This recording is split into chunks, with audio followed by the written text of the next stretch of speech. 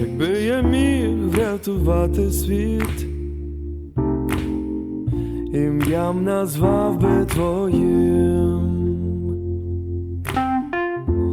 Зробив би так, щоб все навкруги завжди співало ним і дихало твоїм коханням. Тепер я знаю це кохання. Ти моє вперше і востаннє. Тобі так личить моє кохання.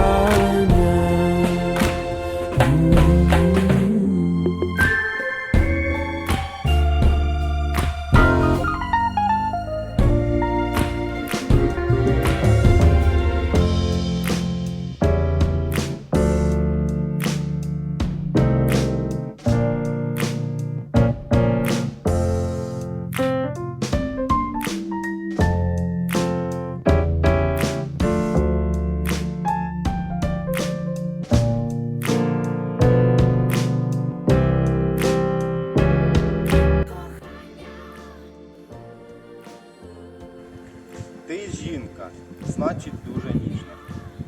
Ти гармонійна, дивна і п'янка. Ти дуже вишукана і дивовижна.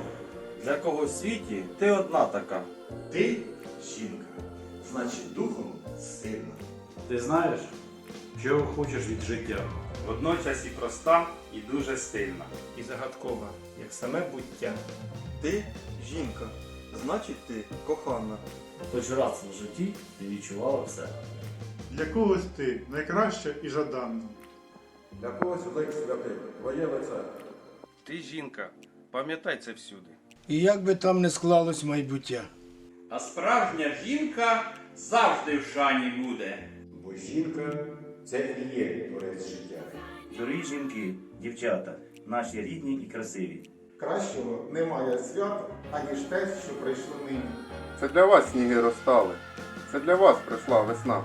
Ви собою полонили наші душі і серця. Тож лишайтесь завжди милі, ніжні, щирі і чарівні. І розумний, і вродливий, і веселий, і простий.